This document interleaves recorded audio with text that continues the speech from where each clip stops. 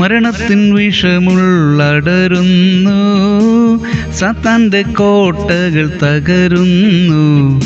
തന്നുയിർ കുരിശതിൽ തന്നവനേശുവിൻ വെണ്ണിക്കൊടികളിതാ ഉയരുന്നു.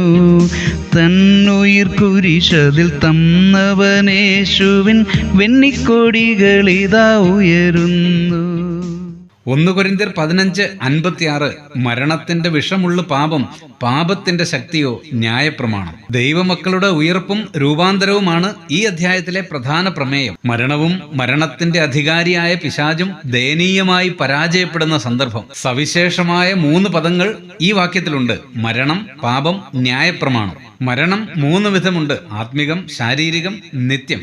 ഇവയിലേക്ക് മനുഷ്യനെ നയിക്കുന്ന വിഷകരമായ ആയുധമാണ് പാപം. ന്യായപ്രമാണമോ ഈ പാപത്തിന്റെ ശക്തി നമ്മെ ഓർമ്മിപ്പിക്കുകയും ചെയ്യുന്നു. എന്നാൽ പ്രിയമുള്ളവരെ, ക്രിസ്തുനാഥന്റെ കാൽവരി കുരിശിലെ ബലിമരണത്തിൽ ആശ്രയിക്കുന്ന ഏവർക്കും പാപത്തിന്റെയും മരണത്തിന്റെയും ശക്തിയിൽ നിന്ന് പരിപൂർണമായ മോചനമുണ്ട്. പ്രാർത്ഥിക്കാം.